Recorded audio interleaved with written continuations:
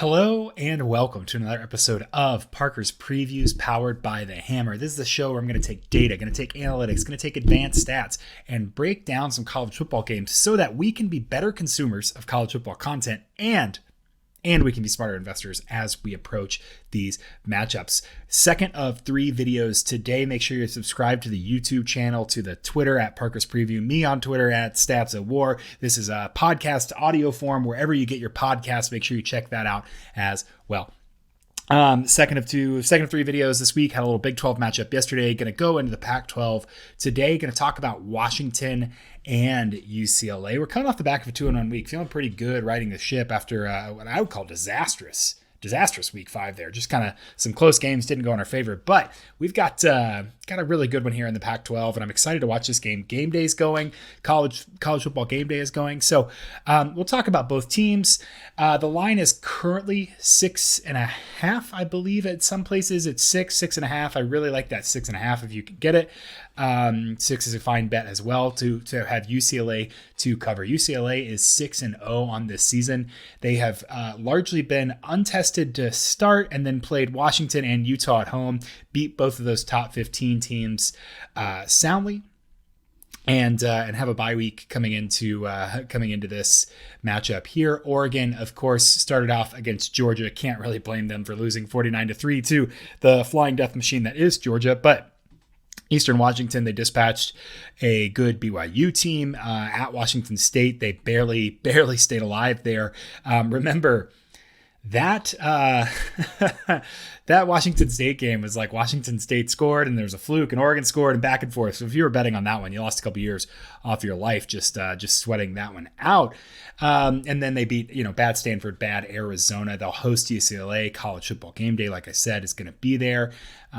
Very fun overall. 57% of the bets are on UCLA to cover, 64% of the money. Oregon is just 2-2 in their last 4 against the spread against UCLA.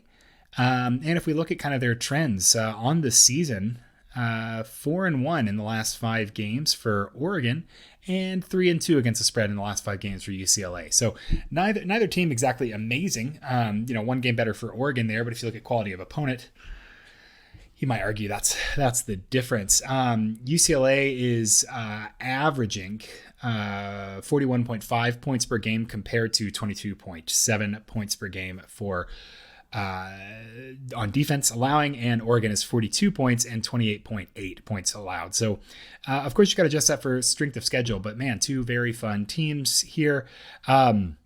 We pull up kind of our college football universe. I've been meaning to pull this up this year. And so if you're on the audio version of this, I apologize. This is not going to be, I'll try to make this as descriptive, but what we're looking at here in the video is we're looking at kind of a 2-axis scatter plot. We're looking at defensive efficiency on the X, the bottom axis, and offensive efficiency on the Y axis. I just like to put teams kind of in context, right? So if you're very far into the right, up and to the right on this graph, you have good offense, good defense. That's a good quadrant you want to be in. If you're up and to the left, or you're down and to the right, kind of on the outsides, that means you have either a good offense and a bad defense, or a good defense and a bad offense. And then if you're in the bottom left, you're a complete disaster and need to think about your life. So both teams are right here firmly in the good quadrant. Oregon, especially in here, I've just taken out the Georgia game entirely, which may be fair, may be unfair, but just doing it for descriptive purposes, not in my predictive metrics. Oregon is arguably the second best offense in the nation since they lost to Georgia and only scored 3 points. They're above average on defense, and their offense is better than better than everybody except Ohio State in terms of raw EPA per play efficiency. Washington and UNC are pretty close. Southern Cal and Tennessee, Air Force, TCU, all right there behind Georgia, Michigan, all right there behind Oregon. UCLA is kind of in that second tier behind Oregon as well. I guess you could argue third tier because Ohio State's the best offense, and then Oregon, and then kind of a third tier there. So really good offensive season from them with Auburn transfer Bo Nix, which is just absolutely crazy to me. Bo Nix this season, 70.3% completion. His adjusted completion percentage is 84.2. They've had 9 drops. His average depth of target is 7.3. That's something we're going to look at in this game, because on the other side is Dorian Thompson Robinson, 73.9% completion, but he only has a 5.6 average depth of target. So we'll talk about that in a second. Go back to Oregon. Bo Nix, one thing that has been really bad in his career has been these turnover-worthy plays, these very negative plays. In his career, he has 47 turnover-worthy plays, a 3.4% average.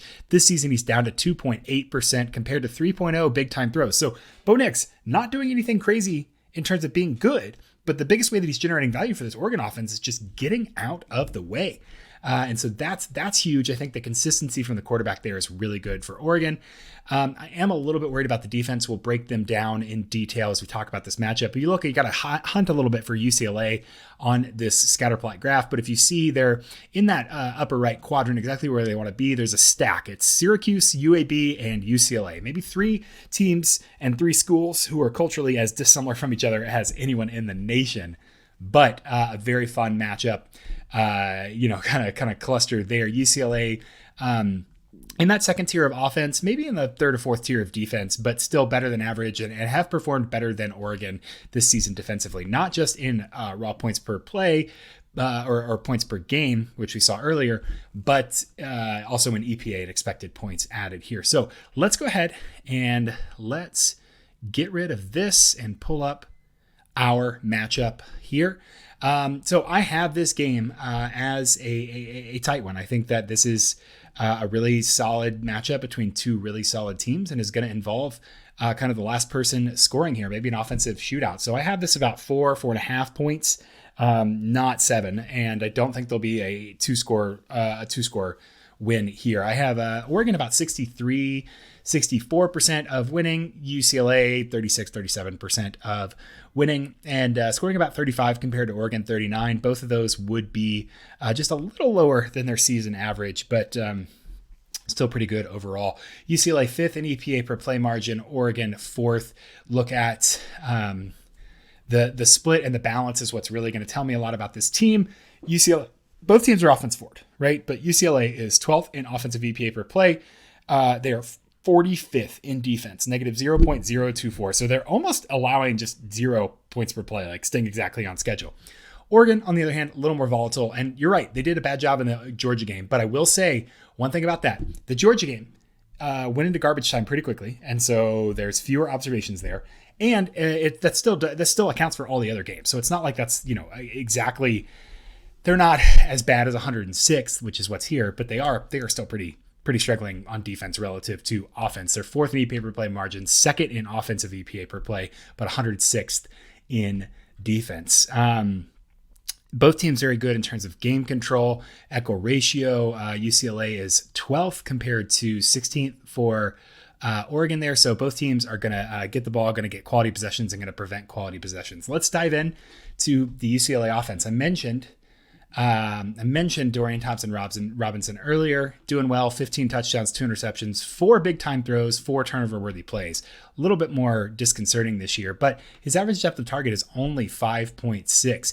UCLA receivers are absolutely getting yards after the catch here. 1,173 yards after the catch out of 1,700 total yards. So, very, very much a get schemed open, get short plays, see if you can break them explosively. 5th in EPA per pass for the offense here for UCLA, 0.442 expected points added per pass. That is absurd. 83rd in EPA per rush, though, so not as efficient along the ground. That is a little counterintuitive because you go and look at Zach Charbonnet, who is their running back, who probably is going to be an NFL guy, leading the team in attempts, 86. He's averaging 7.1 yards per attempt, 6 touchdowns, 4.71 yards after contact. It's really just when he doesn't run, they have some issues as well. And again, rushing efficiency is less on average than passing efficiency. A lot of times, even successful runs, they look like they're a little bit misleading. So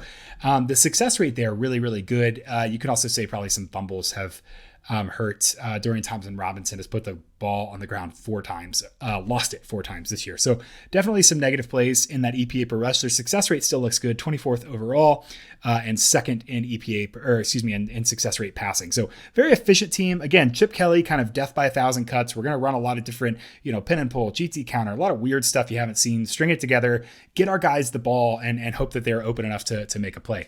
Oregon, a lot less balanced on defense. They're 117th in EPA per pass, allowing over a quarter of a point per play. So you throw 4 passes against Oregon, expectation, you're getting more than a point of value added. But they're 31st in EPA per rush. So again, when we see a big split like that, what do we think? Not that, Oregon's rush defense is absolutely going to eat UCLA's rush defense alive.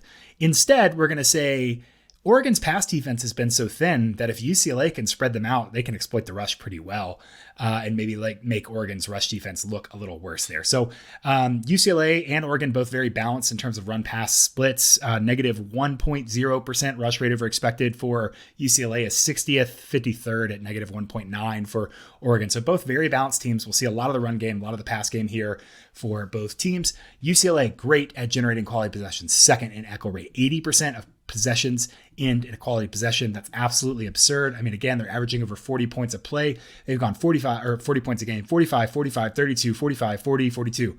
That is prolific. That is a Chip Kelly we know and love scoring points. I think they're absolutely going to put up points, and they're pretty good at finishing the drives. 39th in points per quality possession. Oregon, on the other hand, 103rd in quality possession rate, 109th in points per allowed, 4.67 points per quality possession allowed. So big play touchdowns. And once you cross the 40, you are scoring. If we look at what they've given up, sure, it's only been 20, but 20 against BYU, 41 against Washington State, 27 against bad Stanford. And Arizona covered as a dog last week, 22 points there. So not great overall. And then if we look at field position, UCLA has really started super well on field position. Oregon's been okay. Hopefully they can get, they're going to look to minimize some short fields. But again, a big split I like to look at is early downs and late downs. UCLA 13th on early downs EPA, 8th in third and fourth down success. Oregon is 87th and 120th. That's not great. That's not great. Especially that third and fourth down success with Chip Kelly being able to scheme up those plays. UCLA's offense is going to move the ball here. They're going to try and minimize Dorian Thompson-Robinson mistakes. They're going to run a little option. They're going to run a little pin and pull. They're going to run stick. They're going to run mesh. They're going to run all sort of crazy variations of mesh. They're really going to test Dan Lanning in this Oregon defense that has not performed amazing, I would say. On the flip side, Oregon's offense also pretty effective. 10th in EPA per pass, first in EPA per rush. Really, really physical. This would worry me, except we have 22nd in EPA per rush for the UCLA defense. Even as they're allowing the 68th best rushing success rate, they're not allowing those big explosive plays. Oregon, 6th in EPA or 6th in passing success rate, first in rushing success rate. So moving the ball very well on both sides. First, they're the only team better than UCLA in quality possession rate, and they finished them better than UCLA, 10th in quality in points per quality possession. UCLA's defense has allowed a lot of quality possessions, right? But they actually have been way better than Oregon has at stopping them. So UCLA's defense has been better than Oregon's defense comparatively, 59th in points per echo. Lastly, Oregon pretty balanced. UCLA on third and fourth down splits. UCLA's defense is 33rd in early downs, and they're 100th in third and fourth down success. What that tells me is that they're when they're letting teams get to third downs, it's like third and manageable, and so they're giving those up a little bit easier. That big of a split is kind of situational. Overall, I think we've got two high-powered offenses in the Pac-12. Game day, going to be absolutely bumping atmosphere. Oregon's defense is getting better, but I think UCLA's defense is underrated. So what I'm going to take here is UCLA and 6.5, all the better. As an official play, I think this will be a Pac-12 shootout. It'll feel like it's 2011 all over again, or 2007. Pick whatever year you want for chaos and fun. There'll be a lot of points here from both teams, and a really impressive kind of eliminator match out west.